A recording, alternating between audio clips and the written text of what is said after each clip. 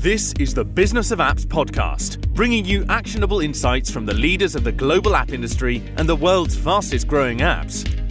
You can find more app news, data and analysis over at businessofapps.com. Welcome to the Business of Apps podcast. On this show, we invite industry professionals to cover various topics. We promise to do our best to keep it both insightful but brief. In this episode, we have Alex Ritchie, Product Manager, Privacy and Data at AdColony. Alex, welcome to the Business of Apps podcast. Hi, Art. Thanks so much for having me on. Really excited to be here. Awesome. Thank you for coming. So take a pause and think about what is this device that is sitting in your pocket right now? Because you have this thing for years in your life and you take it for granted, I bet you're fully aware of what data is being collected about you by multiple companies, the apps you're using. Now, if you're not only an app user, but you're an app publisher, it means you have to be responsible about how you collect that data. In today's episode, we want to talk about the situation with privacy and personal data in mobile. To have this conversation, we have Alex, who has an expertise in this area working at AdColony. But before diving into all of these topics, let's talk about you, Alex. Tell us about yourself, please. Absolutely. I'm the product manager of privacy at AdColony. I got my start in the sphere of advertising straight out of college, doing consulting, working for brands, helping them manage and navigate, the ever nebulous MarTech stack. I did that for a couple of years before taking on a more technical role in solution architecture. And it was kind of in that position that I really got to get my feet wet and discover my passion for privacy and helping measurement marketing providers design and kind of manage the mechanisms for privacy compliance, both from an industry perspective and as well as a legal perspective. So that brings us to today, right? I do want to mention at the beginning of this podcast that I'm not a lawyer. And I want to be clear that, nothing that I'm talking about should probably be construed as legal advice. Rather, my role as a product manager is that of a translator and a planner. I translate the communication between lawyers, engineers, and business stakeholders, all three of which speak a very different version of English. And then I plan our product roadmap to anticipate and adhere to the privacy needs of the industry, legal frameworks, and consumers. And, I got to tell you, there's no better time than right now to be working in privacy. GDPR is in full effect, which I'm sure we'll talk about today. CCPA, the California Consumer Privacy Act, just went into enforcement earlier this month. And Apple also just announced upcoming changes to iOS 14, which has some very relevant privacy-related changes. So it's a really exciting time to be working in and discussing privacy. Yeah, absolutely, Alex. You're right on spot with that. This is one of the paramount points that actually, popping up in my mind whenever I listen to new podcasts that are discussing this topic and what's going on in the industry. So now, can you give us a quick sketch of what is AdColony first? What do you guys do? Yeah, absolutely. So AdColony is like a mobile in-app ad network. We have our own exchange and first-party demand funnel. So for any of our podcast listeners that might not be familiar with all of the many three-letter acronyms of digital advertising, DSPs, SSPs, MMPs, et cetera, simplest way to characterize what we do is that we're an intermediary between advertisers and publishers, and we facilitate the buying and delivery of in-app advertising inventory. So if you're an advertiser, we use our proprietary software technology to purchase and serve advertisements. If you're a publisher, you might have our SDK installed on your app to help monetization. Okay, so now let's move to the personal data collection. And how does AdColony collect personal data, and what user privacy policies in place? Let's talk about it. So, there's a lot in there, but the upfront answer, that I've got to give is that AdColony prides ourselves on being a privacy first and privacy transparent organization. So like any ad network that exists, we do collect some personal data that our publishers choose to share to our SDK. So our primary data collection mechanism is going to be through our SDK that we have deployed on publisher apps. The personal information that we do collect is primarily pseudonymous identifiers. So it's things like your mobile ad ID, IDFA in the case of iOS, Google Advertising ID in the case of Android. And we use that for interest-based advertising, frequency capping, analytics, a lot of the standard use cases that you would expect with, interest-based advertising. So, in terms of what are the users' privacy policies that we've got in place, there's a lot. And it's pretty nuanced and probably a little bit too lengthy to get in depth on this podcast. But the short and simple answer is that, we pride ourselves in going above and beyond what's legally required. So, under GDPR, it's required that you have a consent-based model for collecting and processing data. Under certain other relevant, industry frameworks, it might be you have to respect opt-outs. Our policy is to not try to get so hung up on, what are the specific details of this or that legal legislation that we're obligated to do.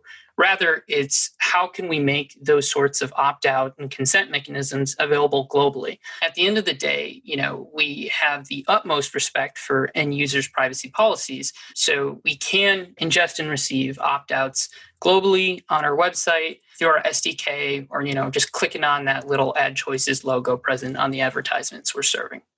All right, got it. Now, let's give our listeners kind of a broad picture of what is the state of privacy and data collection in the mobile industry as a whole. That's a fun question. So obviously, I'm a bit biased, right? I work in privacy, but I really do believe digital privacy is the number one most important issue in the mobile advertising industry today. And I think it will continue to be so for the next 5 years. If we're starting from a broad picture of what's relevant, I would say every player in the industry should be thinking about, regulation in terms of at least two dimensions, legislation and industry self-regulation. So from a legal perspective, privacy regulation, generally speaking, and there are some exceptions, is mostly agnostic to the environment in which data is collected. It's mostly instead focused around restrictions, consent gathering, opt-out availability, how the data is being collected and used, and to ensure that that data is being stored and passed without, breach, as it's called.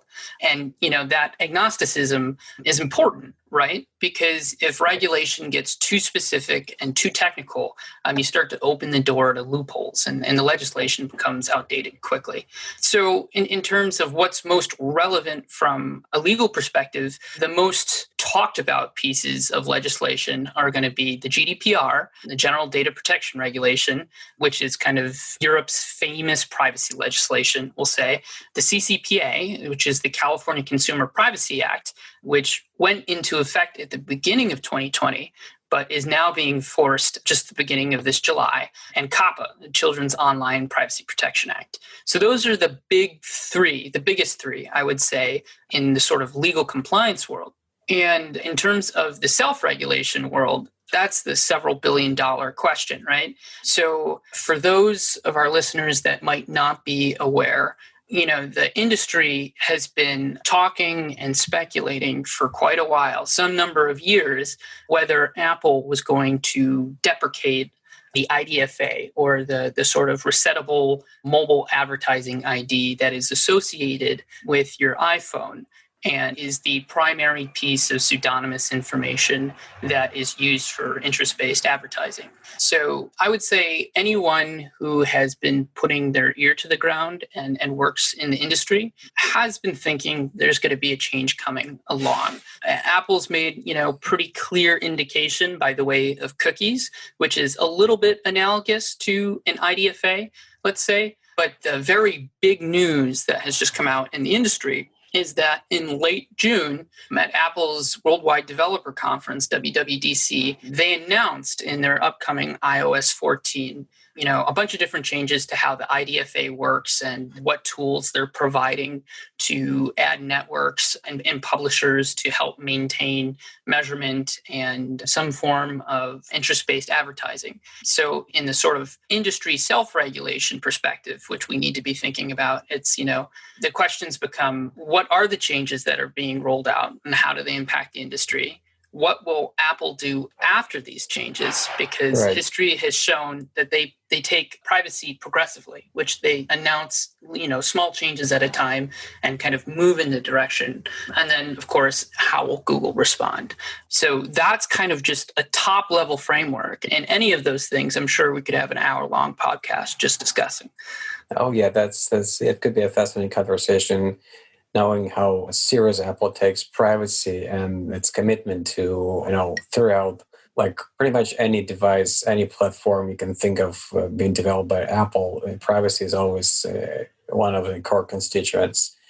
And yeah, it's going to be interesting how IDFA regulation change will affect the industry, because right now, if you're listening to what everybody are saying, the spectrum of opinion is all over the place, from people who are really on the side of Apple and who have been waiting for the change for a while and who are basically applauding the company for doing it, to the other side of the spectrum, folks who are basically saying we're doomed, we're not going to be being even remotely in the same position we've been before IDFA was not. They're saying it's dropped, but it's not dropped. It's just it requires developers to ask app users if they can use IDFA from their devices. It's not like Apple is abandoning IDFA at all.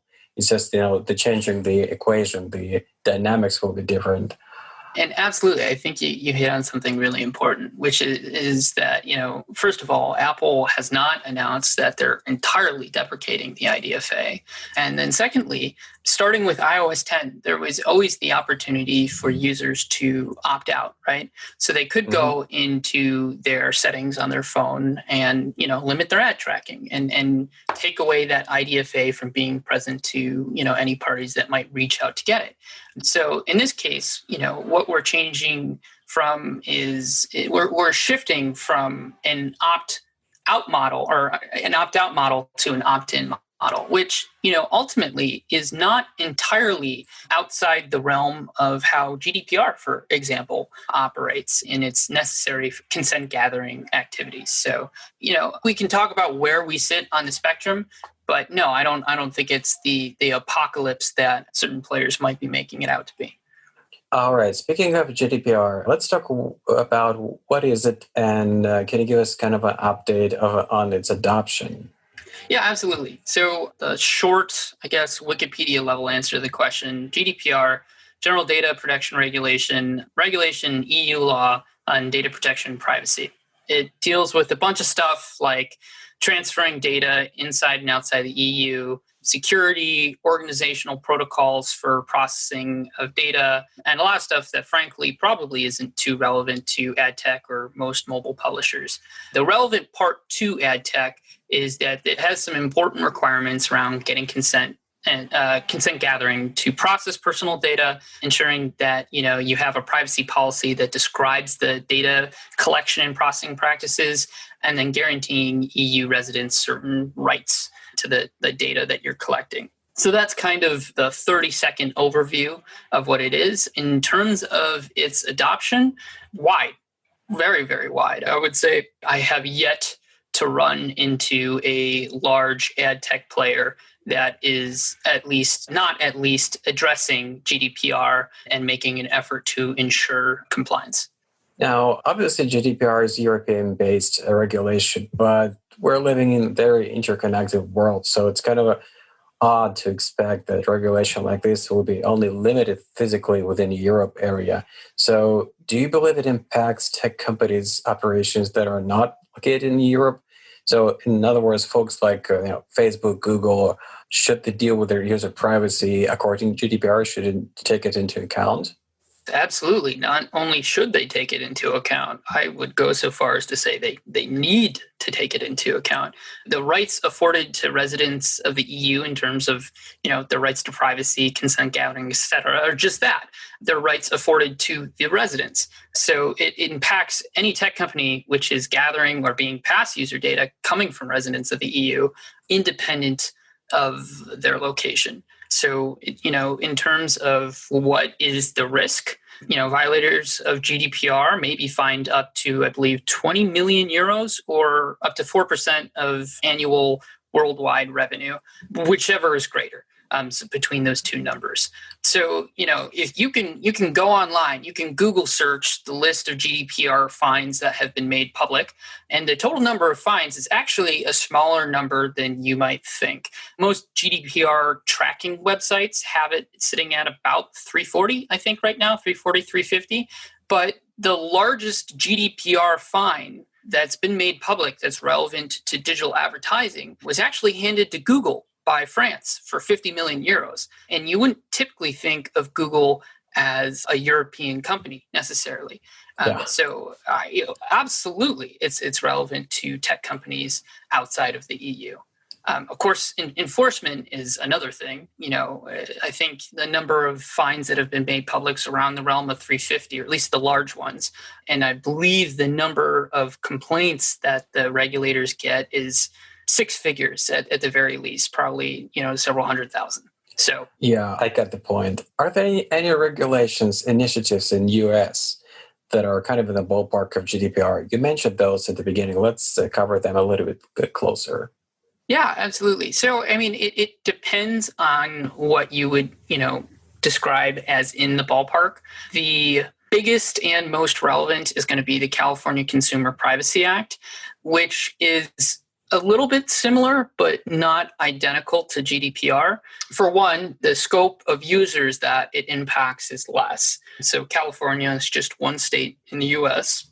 GDPR impacts the entire EEA, and the California Consumer Privacy Act is an opt-out based piece of legislation. So as opposed to GDPR, which requires consent, the California Consumer Privacy Act just says that California residents have the right to opt out to the sale of their data as it's defined by CCPA. I think rather than, and we could spend some time talking about the nuanced differences of CCPA and GDPR, but I think maybe even more interesting than that, or more insightful than that, is the fact that there are a number of other US states that are in the process of either rolling out their own individual states' legislation or voting on legislation for that state.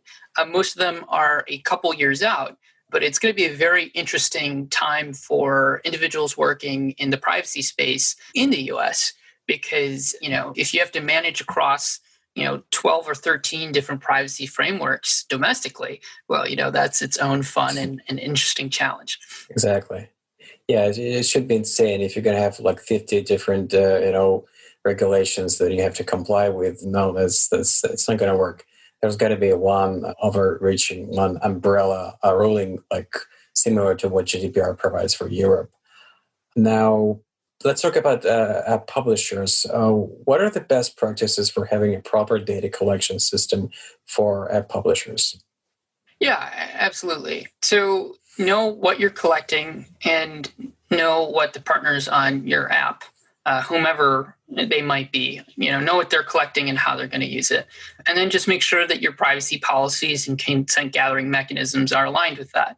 Beyond that, I would say stay organized and create clear org policies for how data is collected and processed. And then try to make those policies as universal as possible and stay consistent. So, we just talked about, oh my gosh, how could you manage 13 different privacy policies in the US? Mm-hmm. Well, that gets complicated very quickly. But if you take the steps to try to be a privacy first or a privacy centric organization, and you try to adhere to the most privacy conservative standard of any of those frameworks, and you apply that universally, then it's actually a lot simpler process. It's that many less things you have to keep track of. So I would say try to stay consistent to the most privacy safe standard for what your org policies might be. Beyond that, at a high level, I think there are three, sort of privacy rules or privacy sentiments that I try to live by. And when I work with organizations to help them in their privacy policies, they've never let me down. And those three things are: be privacy proactive rather than privacy reactive. That's one. Two is privacy by design means being a data minimalist, not a data hoarder. And then three is when addressing ambiguity, start from a place of privacy conservatism and then put the looking glass to business justification for collection of data rather than the other way around. And if you're starting from a place of those three things, I tend to find that everything else just kind of falls in place. Gotcha. How do you personally see the current state of mobile user privacy and data collection? What do you think should be changed? Yeah, well, personally, I think the mobile industry is being presented an amazing opportunity to be better at being transparent. I'm not in the business of speculation, but anyone who works in the industry and has their ear to the ground notices that there's a sort of momentum around privacy. Don't get me wrong, the app ecosystem and by extension, the ad ecosystem is extremely complex. And, of course, it exists due to the cooperation of many different partners and technologies. But, at the same time, there's an important and recognized opportunity for the industry to be transparent and perhaps even more important than that, understandable to consumers. So with understanding that there's, a certain sort of momentum going on, what better opportunity than now for the industry to kind of come together, try to agree on standards, work towards something? Why wait the extra few months or years to kick the can down the road until you're forced to, instead of getting ahead of it and creating a healthy and transparent ecosystem now? In terms of what do I think should be changed, I think it would be very nice if industry groups that set industry regulations like the IAB, regulators and operating system providers could get on the same page. Ultimately, all three of these parties are working in the same direction and towards the same ends, transparency and end user control, but they'd all be a lot more effective if they were willing to communicate with each other up so they're not, just kind of stepping on each other's feet, so to speak. Gotcha, Alex. Now we're in this part of the show where I'm asking a few quick questions to the guest to kind of, paint the broader picture of who he or she is. Are you iOS or Android person? Was Android until now, but I just switched to iOS and I'm very happy with it. Congrats. Do you remember your first mobile phone? I do. It was one of those Samsung sideways sliding phones where they had the keyboard that popped out. That was awesome. Yeah, I remember that. I didn't have that phone, but I do think I probably saw it in a TV commercial. What is your favorite app now? It's got to be Venmo. I don't even know how groups of people went to restaurants and split checks before Venmo came along. Yeah, this is part of the app ecosystem. Once you get hooked on the specific app, you have no idea how did you exist before that app. Now, let's take a quick look into the future. What app technologies are you most excited about? What is an app in ecosystem, not ecosystem, but the app technology that is kind of coming, it's on the horizon, you're waiting for it, and once it's here, it's going to make app experience for you even better? Well, I'm pretty interested in the rise and availability of day trading and stock trading on apps. I just discovered Robinhood, which I think is a really cool app that makes it, financial planning and investment more accessible than ever. So I think the general trend of putting people's financial future and planning in their own hands in the form of an app without needing to go to a broker, I think that's so cool. So that's an exciting thing for me. All right. Now, before I let you go, how can people know more about what you do? Well, for privacy, I would say, keep up with industry publications. Internet's a very good place and powerful resource. Some of it can get a little bit dry, but keeping the ear to the ground on new court rulings for GDPR, CCPA is probably the most knowledgeable way to do it. There are a number of great mobile publications put out on privacy changes by Eric Schweifert as well. Gotcha, Alex. Thank you. Thanks, Eric, for your time and coming out on our podcast, Alex. Oh, absolutely. Thanks so much for having me on. Always glad to chat. All right. That's great. Bye-bye. Bye now. And that was Alex Ritchie, Product Manager, Privacy and Data at AdColony. To listen to more episodes, subscribe to our podcast on iTunes, Spotify, and Stitcher. Just search for Business of Apps and you will find us easily. Once you subscribe, you'll be able to get new episodes on your smartphone, tablet, or computer as soon as we release them. And please don't forget to leave us a review and comment. It is highly appreciated. And all episodes will also be available on businessofapps.com. See you next week. Bye. This is the Business of Apps podcast, bringing you actionable insights from the leaders of the global app industry and the world's fastest growing apps.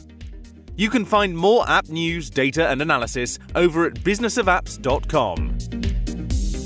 Thank you for listening to the Business of Apps podcast. For more, head on over to businessofapps.com.